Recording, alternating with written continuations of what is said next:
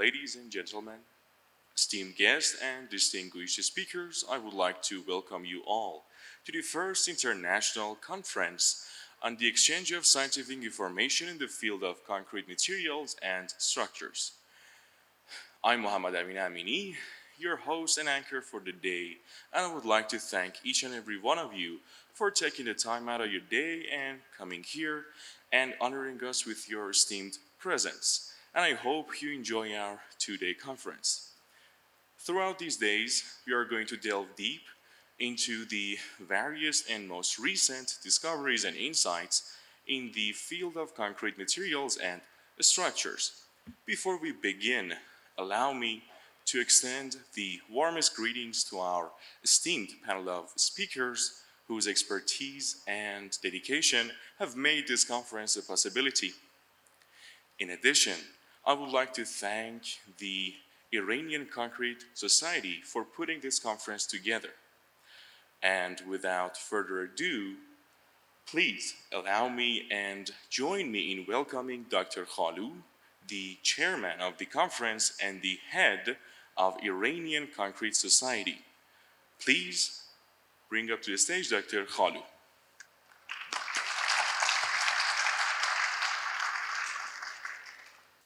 Good morning, ladies and gentlemen. As the head of the first international conference on the exchange of scientific information in the fields of concrete structures and materials, it is my great honor to welcome you and wish you both professional success at the conference and a great time in the beautiful city of Tehran. Today's conference has around 200 esteemed professors, researchers, engineers, and students from more than 5 countries, including Germany, Portugal, Armenia, Russia, and the United States. This will truly put our first conference on concrete at the international level. Of course, some of our guests are in the traffic, and I hope that they can get here as soon as possible. The main aim of this conference is to create space for the presentation of current results of scientific and professional work in the concrete industry. The conference also provides a forum for creating collaborative relations among academics and professional practitioners and their workplaces, aiming at long-term sharing of knowledge and discussion of highly current issues. Persia was a cradle of science in ancient times. Persian scientists contributed to the current understanding of nature, medicine, mathematics, and philosophy. They made important contributions to algebra and chemistry. Many of today's concepts in science, including the heliocentric model of the solar system, finite speed of light, and gravity, were first proposed by Persian scientists. A few of the familiar names at the international level are Biruni, Ibn Sina, known as Avicenna, Abu Bakr Razi, and Khwarazmi, known as algorithm in computer programming. Trying to revive the golden times of Persian science, Iran's scientists and engineers are taking huge steps to expand knowledge and stay at the cutting edge of technology, research, and development. Iran is an example of a country that has made considerable advances through education and training despite international sanctions in almost all aspects of research during the past decades. There are over 120 public and many branches of private university offering BS, MS, and PhD programs. Despite limited resources and support or financial funding, the professors, researchers, and graduate students are pushing the boundaries of science, providing extraordinary and state-of-the-art findings and knowledge that develop bases in theory and provide ground for design and construction of structures. The results include innovating solutions, design recommendations, and guidelines for construction practices. Additionally, some of the outcomes have the potential to be either commercially exploited or lay the foundation for future research. Today, second only to the water, concrete is the most consumed material, with 3 tons per year used by every person in the world. Twice as much concrete is used in construction as all other building materials combined. There are a wide variety of advanced reinforced concrete structures designed and constructed in Iran.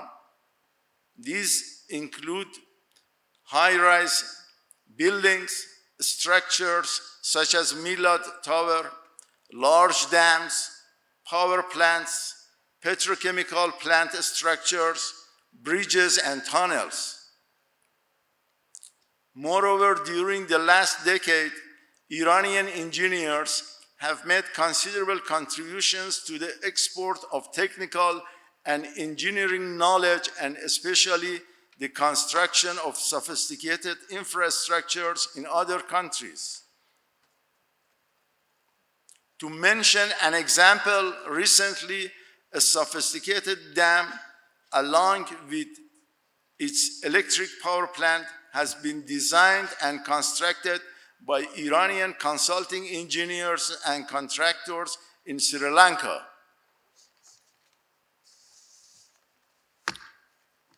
Codes for the design of concrete structures considering various loadings, especially seismic loads, are put together by researchers and professional engineers to form the frame for the design of sophisticated structures. Also, there is a national concrete code which encompasses all details of production, test, and quality control of concrete as a composite material and is being updated regularly. The imposition of sanctions and the maximum pressure of different countries aimed at disrupting the process of development, progress, and growth in Iran.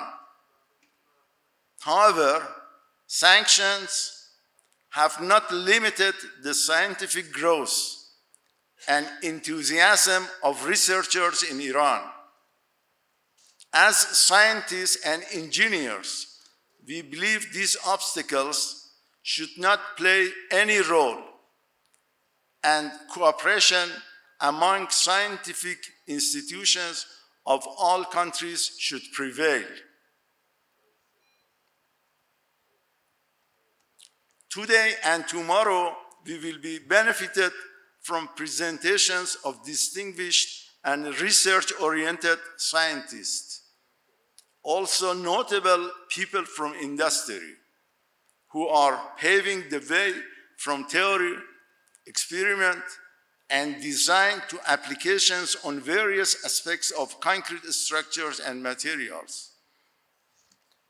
The highlights of conference papers include concrete ingredients, admixtures, material testing, concrete pavement, artificial intelligence, repair strategies, behavior of structures, seismic design and performance, fire consideration, resilient design, structural analysis and experiments, lightweight concrete, environmental assessment, FRP reinforced structures, risk assessment, and many other subjects. Finally, I would like to extend my utmost gratitude to the executive and scientific committees.